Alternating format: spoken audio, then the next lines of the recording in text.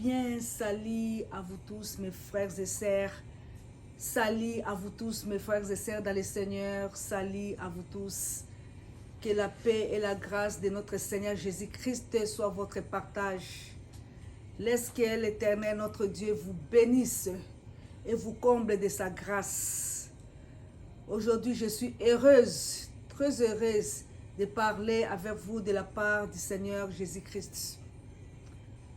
Notre thème d'aujourd'hui, le thème d'aujourd'hui, c'est l'amour par-dessus de tout. L'amour par-dessus de tout. C'est ça le thème d'aujourd'hui, le thème que nous allons exploiter. Sans plus tarder, nous allons passer aux Écritures. Nous allons ouvrir nos Bibles et nous allons lire ici le livre de Jean 13. Le livre de Jean, chapitre 13, versets 34 à 35. Je lis au nom du Seigneur. Je vous donne un commandement nouveau. Aimez-vous les uns les autres comme je vous ai aimé. Vous aussi aimez-vous les uns les autres. À ceci, nous connaîtrons que vous êtes mes disciples. Si vous avez de l'amour les uns pour les autres. Parole du Seigneur, nous rendons grâce à Dieu. Bien-aimés, comme je venais de dire, que notre thème d'aujourd'hui, c'est l'amour par-dessus tout. L'amour par-dessus tout. Bien-aimés, l'amour est la vertu suprême de notre foi chrétienne. Mais il semble être aujourd'hui oublié.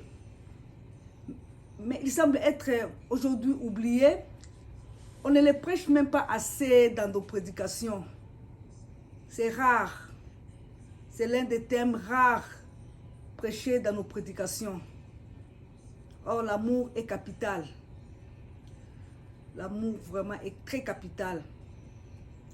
L'amour est le plus grand commandement que Jésus-Christ nous a laissé et nous a donné. C'est le plus grand commandement que notre Seigneur Jésus-Christ nous a donné et nous a laissé. L'amour est le nom de Dieu. Qui dit Dieu, amour, Dieu est amour. L'amour est le nom de Dieu. Dieu est amour. L'amour, c'est le nom de Dieu. Là, nous trouvons ça sur 1 Jean, chapitre 4, versets 7 à 8. Bien-aimés, aimez-nous les uns les autres. C'est le plus grand commandement. Aimez-nous les uns les autres. Car quiconque aime est né de Dieu et connaît Dieu. Celui qui n'aime pas n'a pas connu Dieu. Et nous avons connu l'amour que Dieu a manifesté envers nous. Notre Dieu a manifesté un grand amour envers nous. Le Dieu d'amour, le Dieu d'espérance, celui-là. Celui-là qui n'aime pas, qui n'a pas l'amour, n'a pas connu Dieu. Vraiment n'a pas connu Dieu. Nous avons connu l'amour de Dieu par nous et nous avons cru. Nous avons cru à l'amour de Dieu. Dieu est amour. Et celui qui demeure dans l'amour de Dieu, et Dieu demeure en lui. Car l'amour est la totalité de la nature de Dieu. L'amour. L'amour est la totalité de la nature de Dieu, comme je viens de le dire. C'est bien plus que quelqu'un ayant de l'amour dans son cœur ou la capacité d'aimer. Cela signifie plutôt que Dieu est l'amour personnifié. Il n'est pas un Dieu d'amour, mais il est amour. Notre Dieu n'est pas un Dieu d'amour, il est amour. Tout ce qu'il fait vient de sa nature d'amour. Tout ce que notre Dieu fait vient de son nature d'amour. Notre Dieu est amour. L'amour de Dieu. Notre Dieu est amour. Ainsi, chaque fois qu'il parle, vous l'attendrez toujours la voix de l'amour. Quand Dieu parle, il parle toujours de la voix de l'amour. Parce qu'il est amour. Même ses réprimandes et ses jugements sont empreintes d'amour. Toujours c'est l'amour. C'est pourquoi quand Dieu vous parle, si vous n'êtes pas rebelle, si vous êtes rebelle, vous n'entendrez pas toujours la voix de l'amour. Mais si vous n'êtes pas rebelle, vous attendrez la voix de l'amour dans votre esprit, que Dieu est amour. Le Seigneur de gloire est amour. L'amour n'est pas un mot vide. L'amour n'est pas un mot vide. Il a un contenu. Le contenu, c'est le service. L'amour égale service. L'amour égale service. Mes bien-aimés, mes chers frères et sœurs, l'amour égale service. Dieu étant aimé le monde, il a donné son Fils unique, Jésus-Christ. Parce qu'il est le Dieu d'amour. Là, nous trouvons ça dans Jean chapitre 3, verset 16. L'amour est donc solidaire. Il est généreux. Il compatit. Il rend service. Là, nous trouvons ça dans le livre de 1 Corinthiens, chapitre 13, verset 4. Jésus-Christ est notre Seigneur, illustrait l'amour par le service d'un Samaritain. Rend à une personne déshéritée et en besoin. Parce que Jésus-Christ aussi, il est le Dieu d'amour. Un passant en souffrance, puisqu'ayant été victime des malfaiteurs, Jésus-Christ a manifesté l'amour. Là, nous trouvons ça dans le livre de Luc, chapitre 10, verset 25 à 37. L'amour, nous parlons de l'amour aujourd'hui. L'amour nous apprend à ne pas être indifférent. L'amour nous apprend à ne pas être indifférent. L'amour nous apprend beaucoup de choses. L'amour nous apprend beaucoup de choses. L'amour nous apprend à ne pas être différent au malheur de quelqu'un, au malheur des autres, mais à compatir au malheur et à aider pour que quelqu'un s'en sorte. Et les aider pour s'en sortir. L'amour, l'amour, l'amour, l'amour nous apprend à partager ce que nous avons avec ceux qui sont dans les besoins. J'ai quelque chose, je dois partager parce que j'ai l'amour de Jésus-Christ. Jésus-Christ dit, Jésus-Christ est notre Dieu qui est le Dieu d'amour.